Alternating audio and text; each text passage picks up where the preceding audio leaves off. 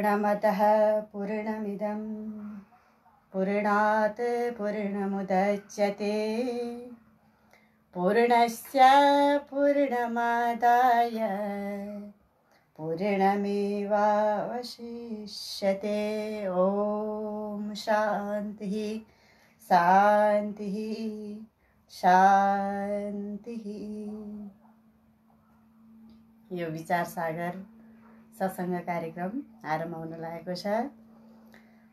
यो विचार सागर आजभन्दा 500 वर्ष अगाडि स्वामी निश्चल दासजीले रचना गर्नुभएको र यो तुलसीकृत रामायणको समकालिक महान ग्रन्थ हो। वेदान्तले भरिएको, अद्वैत शाङ्कर वेदान्तले भरिएको यो ग्रन्थ हो र यस ग्रन्थको दोस्रो भाग, प्रथम तरङ्गको दोस्रो भाग आरम्भ हुन्छ। अनुबन्ध सामान्य निरूपण आजको प्रसङ्ग यो छ। यो 6औं दोहादेखि यो 6औं दोहाको टीकामा जो भव्य अर्थात् विशाल वेदका सिद्धान्तले परिपूर्ण छ, जसको गहिराईको अन्त्य छैन, अत्यन्त गहिरो छ, त्यो महान विचार सागरको वर्णन गर्दछु। हे धीर पुरुष हो, यो विचार सागर नामक ग्रन्थलाई देखेर पढिसकेपछि अत्यन्त गम्भीर भई यसलाई ग्रन्थलाई गुरुका साथमा रहेर अध्ययन गरेपछि पक्कै पनि हजुर प्रसन्न हुनुहुने नै छ। यसलाई अझ अरू प्रस्ट्याउँ। यस ग्रन्थको आदिदेखि अन्त्यसम्म वर्णहरूको समष्टि रूप जलले भरिएको छ। अक्षर नै विचार रूप सागरको जल हो। यो विचार सागरमा 7 खण्ड रूप तरङ्ग छन्। यी तरङ्ग भनेको विचार सागरका छाल हुन्। अनेक छन्दरूपी जल जन्तुहरू र यस ग्रन्थभित्रका कठिन प्रसङ्गरूपी माछाहरू हुन्। त्यसमा छन्दरूपी सिपीहरू पनि छन्। वर्ण मैत्री रूपी मोतीहरू पनि त्यतिकै छन्। त्यसै गरी शुद्ध ब्रह्म स्वरूपको निर्णय रूपी अजर अमर बनाउने अमृतको घडा पनि यो विचार सागरभित्र रहेको छ। यसै गरी विवेकादि साधन रूपका अणिमाणिक्यादि 14 रत्न पनि छन्। जिज्ञासुको बुद्धिरूपी नौका, अभ्यास रूपी पवन, श्रोत्रिय ब्रह्मनिष्ठ गुरु नै सागर तार्ने माझी हुन्। अज्ञानबाट खडा भएको यो संसार नै दुःखको सागर हो।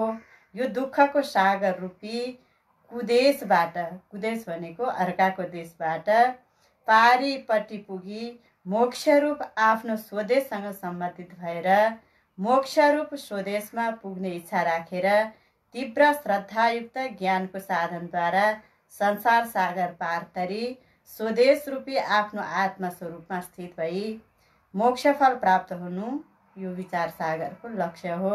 यसैको नाम हो विचार सागर भनेर प्रतिपादन गरिएको छ। अब आउँछ दोहा 7औंको टीकामा। यद्यपि अद्वैत वेदान्त सिद्धान्तको बोध गराउनको लागि सूत्र, भाष्य, वार्तिक आदि सुरवाणी रूप संस्कृत भाषामा, सुरवाणी भनेको देवताहरूले बोलीचाली गर्ने भाषा, यो सुरवाणी रूप संस्कृत भाषामा रचना गरिएका अनेकौं ग्रन्थ छन्। तथापि ती सबै ग्रन्थ संस्कृत भाषामा भएको हुनाले ती ग्रन्थहरू मन्दबुद्धि पुरुषहरूलाई बोध हुँदैन, किनकि उनीहरूमा व्याकरणको ज्ञान छैन। यसकारण साधारण मानिसले जुन भाषामा बुझ्दछन् त्यही भाषामा रचना गरिएका ग्रन्थहरू पनि निष्फल हुन सक्दैन। मानिसले जुन भाषा बुझ्दछ, उसको समाजमा जुन भाषा प्रयोग भएको छ त्यही भाषामा रचित वेदान्त ग्रन्थद्वारा ज्ञान भई जीवको मोक्ष हुन्छ। भाषाले ब्रह्मज्ञान सिक्न गराउन केही फरक पार्दैन, किनभने तुलसीकृत रामायणमा पनि गरुड चरालाई ज्ञान सिक्नलाई कैलाश जाँदा भगवान शिवले मेरो अहिले फुर्सद छैन, चराको भाषा चराले नै बुझ्ने हुनाले यो तुलसीकृत रामायणमा भनेको छ समुझै खग खगहीकै भाषा, चराको भाषा चराले नै बुझ्ने हुनाले शिवले गरुडलाई नीलगिरीमा रहेका काग भुसुन्डी कहाँ पठाए। काग भुसुन्डीले सारा 4 वेद सम्पूर्ण ज्ञान चराकै भाषामा गरुडलाई बताए। गरुड पनि चरो भएकोले त्यो भाषा बुझेर उनलाई संस्कृत भाषाबाट ज्ञान लिन जसको उनलाई यो ज्ञान भयो, उनलाई त्यो ज्ञान भयो। त्यसैले संस्कृत भाषाबाट ग्रन्थबाट ज्ञान लिन जसको बुद्धि असमर्थ छ उसको हितको लागि भाषा ग्रन्थको आरम्भ सफल छ। संस्कृत सूत्रमा रचिएका षट्शास्त्र षट्दर्शन अनेकौं ग्रन्थहरू छन्। त्यसमा पनि ब्रह्म तत्त्वलाई बोध गराउने वेदव्यासद्वारा रचना गरिएको ब्रह्मसूत्र र त्यसको मर्मलाई प्रस्ट्याउन आद्य शङ्कराचार्यद्वारा भाष्य गरिएको मूलगत पदको विशेष वर्णन गरिएको ब्रह्मसूत्र शाङ्कर भाष्य महत्त्वपूर्ण मानिन्छ। अझ भाष्यमा पनि शङ्कराचार्यका शिष्य सुरेश्वराचार्यद्वारा भाष्यमा विसङ्गत रहेका उक्त अनुक्त आदि विरुद्ध धर्म भएका अनेकौं वाक्य पदलाई अर्थ्याई श्लोकबद्ध रचना गरिएको वार्तिक ग्रन्थ मुख्य मानिन्छ। यस्ता अनेकौं ग्रन्थ अमूल्य ग्रन्थहरू संस्कृत भाषामै रहेकाले साधारण पुरुषले वेदान्त बोध गरी मोक्ष दिन यो विचार सागर ग्रन्थ भाषामा रचिएको हो। भाषा ग्रन्थ बुझेमा जानेमा पनि जीवको मोक्ष हुन्छ। संस्कृत ग्रन्थ पढिरहनु जरुरत छैन भन्ने आशय यो टीकाको हो। र अब आउँछ 8औं दोहाको टीकामा। हुन त भाषामा अनेकौं ग्रन्थ छन् तापनि विचार सागरको ज्ञान बिना विचार सागर नपढिकन अरू भाषा ग्रन्थ अध्ययनले मात्रै सम्पूर्ण सन्देह हट्ने छैन। किनकि यसमा यो कारण अनेक ग्रन्थ श्रवण गरेर भाषामा अनेक ग्रन्थ रचना गरेका छन्। यी ग्रन्थहरू वेदान्तको ज्ञान गराउने प्रक्रियाहरू कुनै अंश मात्रै परेका छन्, जसले वेदान्त शास्त्र अनुसार श्रवण गरेर पनि त्यसमा रहेका यथार्थ कुरा ग्रहण नगरेको देखिन्छ र कुनै अंश शास्त्र सम्मत र कुनै अंश शास्त्र विरुद्ध पनि भएकाले वेदान्तको प्रक्रिया नपुराई रचना गरिएका यस्ता ग्रन्थ पढेर सम्पूर्ण सन्देह रहित ब्रह्मको बोध हुन सक्दैन। यो विचार सागर चाहिँ वेदान्त शास्त्रको आधार लिएर रचना गरिएको छ। कुनै स्थानमा कुनै कुरा वेदान्त सिद्धान्तको प्रतिकूल छैन, सर्वथा शास्त्र अनुसार नै छ। यसकारण ब्रह्मज्ञान गर्ने उपयोगी साधन हो। यसमा वेदान्त सम्बन्धी पदार्थहरूको निरूपण विस्तृत रूपले गरिएको छ। यसकारण यो ग्रन्थ अरू भाषा ग्रन्थ सरह मात्र नभएर सम्पूर्ण भाषा ग्रन्थहरू मध्येमा सर्वश्रेष्ठ ग्रन्थ यो विचार सागर ग्रन्थ हो भनिएको छ। अब यो विचार सागरको चौपाई 9 को टीकामा यहाँ भनिएको छ, अधिकारी, सम्बन्ध, विषय र प्रयोजन यी चार कुरालाई अनुबन्ध चतुष्टय भनिन्छ। अधिकारी, सम्बन्ध, विषय र प्रयोजन यी 4 कुरालाई अनुबन्ध चतुष्टय भनिन्छ। अनुबन्धलाई नजानी विवेकी पुरुष ग्रन्थमा प्रवृत्त हुँदैनन्, तसर्थ अनुबन्ध चतुष्टयको अब विवेचना गरिन्छ। आज यो टीकामा अधिकारी, सम्बन्ध, विषय र प्रयोजनलाई श्रेष्ठ कविजन अनुबन्ध मान्दछन्। त्यसमा पनि वेदान्त बुझ्नलाई सुन्नलाई अधिकारी कस्तो हुनुपर्छ, अब यो कुराको वर्णन गरिन्छ। वेदान्त सुन्ने अधिकारी कस्तो हुनुपर्छ, अब यस कुराको वर्णन गरिन्छ। हाम्रा अन्तःकरणमा मल, विक्षेप र आवरण गरी 3 दोष छन्। त्यसमध्येमा निष्काम कर्मयोगद्वारा मलदोष, भक्तियोगद्वारा विक्षेप दोष र ज्ञान योगबाट आवरण दोष समाप्त हुन्छ। जुन पुरुषका अन्तःकरणमा यी 3 दोष मध्ये मल र विक्षेप दोष हटिसकेको छ, जसको चित्तमा केवल अन्तिम आवरण दोष मात्र हट्न बाँकी रहेको छ, विवेकादि 4 साधनले युक्त पनि छ भने त्यो व्यक्ति नै वेदान्त श्रवणको अधिकारी हुन्छ। अर्थात् मल विक्षेप दोष हटिसकेका त्यस्ता व्यक्तिले मात्र बल्ल वेदान्त सुन्न बुझ्न साहस दिन्छ। वेदान्त सुन्न बुझ्नलाई चाहिने मुख्य साधनहरू विवेक, वैराग्य, समाधि सरसम्पत्ति र मुमुक्षुता यी मुख्य 4 साधन हुन्। अब यिनै 4 साधनको विषयमा बुझाइन्छ। दोहा 12औं र 13औं टीकामा 4 साधन मध्ये पहिलो साधन विवेक हो। अविनाशी आत्मा अविनाशी अचल क्रियारहित छ। जगत चाहिँ आत्माको प्रतिकूल छ, विपरीत स्वभाववाला छ, नाशवान छ, चलायमान छ, सक्रिय स्वभाव स्वरूपको छ, नित्य आत्मा रहेछ, अनित्य जगत रहेछ भन्ने यी दुई वस्तुको भेद छुट्याउने ज्ञानलाई विवेक ज्ञान भनिन्छ। विवेक भएपछि स्वतः वैराग्य उत्पन्न हुन्छ। केही गरी मानिसहरूमा विवेक उत्पन्न भयो भने अरू पछाडिका 3 साधन युक्त हुन सजिलो हुन जान्छ भनेको छ। अब आउँछ यस विचार सागरको दोहा 14औं, 15औं र 16औं टीकामा। यस श्लोकमा यही जुनीमा पाइने सम्पूर्ण सुखको आशा तथा परलोक अर्थात् मरेपछि पाइने परलोक ब्रह्मलोक समेतमा पाइने सुख समेत केही होइन, यी सबै सुखभन्दा ठुलो सुख मोक्ष सुख हो भन्ने थाहा पाउनुलाई मुनिहरूले वैराग्य हो भनी मानेका छन्। सम, दम, तितिक्षा, उपरति, श्रद्धा र समाधान यी भिन्न भिन्नै नामका 6वटा सम्पत्ति मोक्ष प्राप्त गर्न मुक्त हुनलाई चाहिने साधन नै धन हो। धन हो। मनलाई बाहिरी विषयबाट रोक्नुलाई सम भनिन्छ। ज्ञानेन्द्रियलाई 5 विषयमा फस्नुबाट जोगाउनु दम हो। र सम र दमले परस्परमा एक अर्काको अपेक्षा राख्ने हुन्छ। जस्तै पारदर्शी काँचबाट हेर्दा नेत्रवृत्ति काँचबाट छिरेर बाहिरी वस्तुलाई ग्रहण गर्दछ, त्यही काँचलाई पछाडिपट्टि पारोदली हेर्दा नेत्रवृत्ति सिसाबाट बाहिर नछिरी यता आफ्नै मुखपट्टि फर्कन्छ र आफ्नै मुख देखिन्छ, आफ्नै अनुहारको ज्ञान हुन्छ, ऐनाभन्दा उतापट्टिको भाग देखिँदैन। यसै गरी विषय भनेको बाटो हो। शब्द, स्पर्श, रूप, रस, गन्ध सूक्ष्मभूत यी 5वटा विषयमा पुग्ने बाटा हुन्। इन्द्रियहरू घोडा हुन्। मन घोडालाई अधीन गर्ने लगाम हो। बुद्धि चाहिँ लगाम समाउने सारथी हो। शरीर चाहिँ रथ हो। रथमा बस्ने मालिक जीवात्मा चालक हो। चालक प्रमाता हो। शरीर रूपी रथमा चढेर बसेर रथी भएर त्यहाँ व्यवहार हुन्छ। बुद्धिलाई सुसारथी बनाई घोडालाई नराम्रो बाटोपट्टि नलगाई कल्याणको मार्गको बाटो हिँड्नाले अन्तिम गन्तव्य स्थानमा पुगिन्छ। अन्तिम गन्तव्य स्थान हो मोक्ष स्थान, धाममा पुगिन्छ।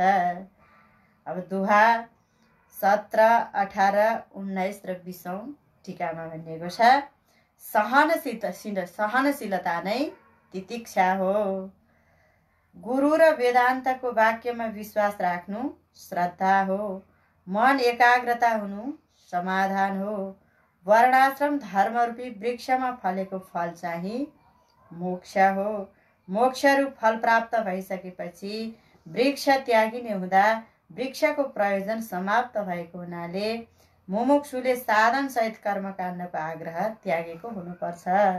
यही उपरति हो। कर्मकाण्डमा मात्रै आग्रह लिएको व्यक्तिको कतैबाट पनि मुक्तिको सम्भव छैन। यही नै वेदान्त शास्त्रको आश्रय हो। यी षट्सम्पत्तिलाई एउटै साधन मानेकाले 4 साधन मानिएको हो। नत्र षट्सम्पत्ति 6वटा र विवेक वैराग्य मुमुक्षुता समेत गरेर 9वटा साधन हुने थिए। 4 साधन विवेक वैराग्य समाधि षट्सम्पत्ति र मुमुक्षुता यी 4वटामा मुख्य साधन विवेक नै हो।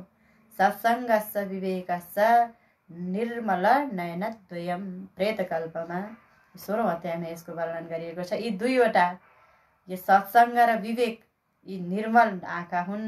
यिनै आँखाले बन्द र मोक्षलाई देख्छ। दोष रहित र जीवको मोक्ष यति, त्यसैले जीवको मोक्ष हुन्छ।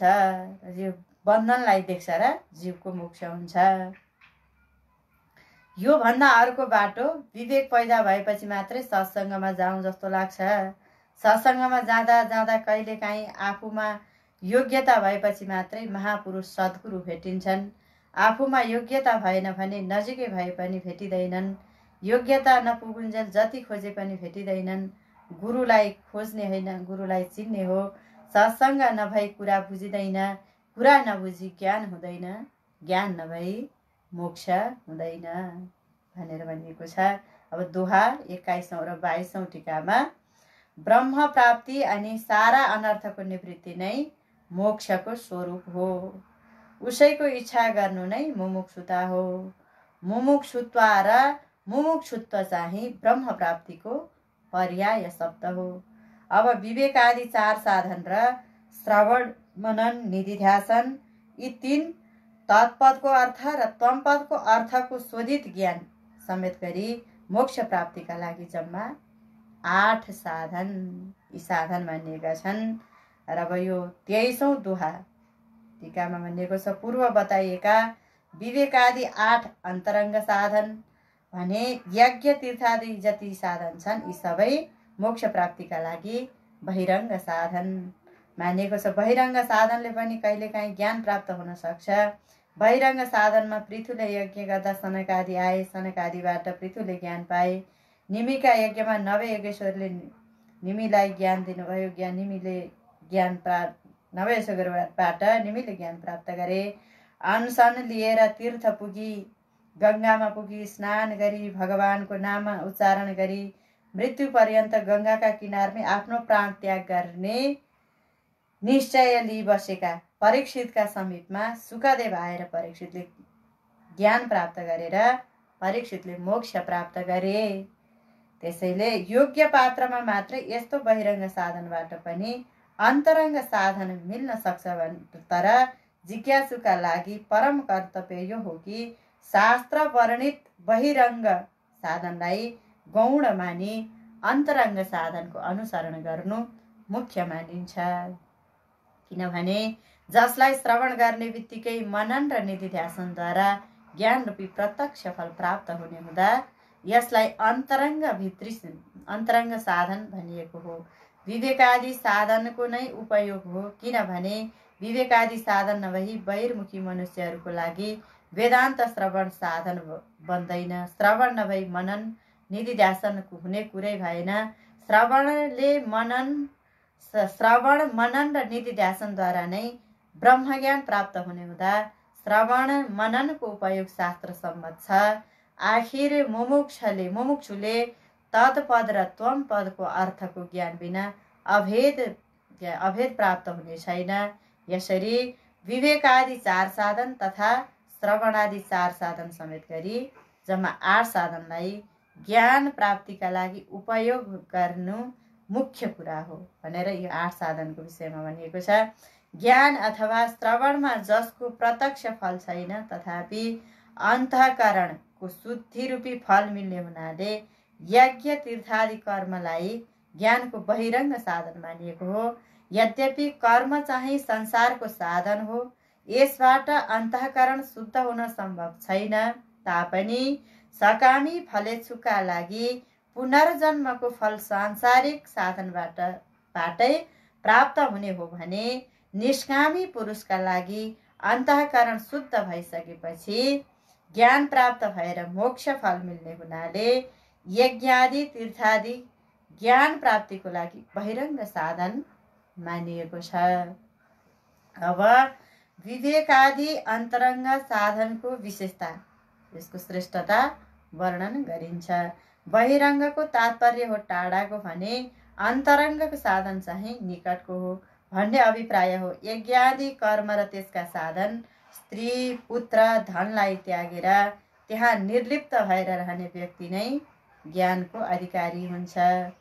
यज्ञादि कर्मलाई गौण र सत्सङ्गलाई मुख्य मान्ने व्यक्ति नै खास ज्ञानको अधिकारी हुन्छ। यज्ञादि कर्मबाट ज्ञान प्राप्त गरी मोक्ष हुन सम्भव छैन। ज्ञानेच्छु व्यक्ति कर्मकाण्डबाट टाढा रहनु नै उत्तम मानिन्छ। अब ज्ञानको मुख्य अन्तरङ्ग साधनका विषयमा प्रकाश पारिन्छ। यदि विचार गरेर हेर्यो भने ज्ञान प्राप्त गर्ने मुख्य अन्तरङ्ग साधन तत्त्वमसि आदि वेदका महावाक्य नै हो। श्रवण आदि अरू साधन त्यति मुख्य होइनन्, किनकि युक्तिपूर्वक वेदान्त वाक्यको तात्पर्य निश्चय रूप श्रवण नै मुख्य बताएको छ। जीव र ब्रह्मको अभेद सिद्ध गर्ने र सारा भेदमा बाधा उत्पन्न गरी त्यस वस्तुको निराकरण जुक्ति बुद्धिबाट अद्वितीय ब्रह्मको चिन्तन मनन हो भनिएको छ। अब आउँछ असम्भावना विपरीत भावना। यस प्रसङ्गलाई अर्को भागमा वर्णन गरौँला। आजको भागमा यति नै। आजको यो दोस्रो भाग प्रथम तरङ्गको यही समाप्ति हुन्छ। हरि ओम तत्सत, हरि ओम तत्सत, हरि ओम तत्सत। जय विचार सागर माता की जय।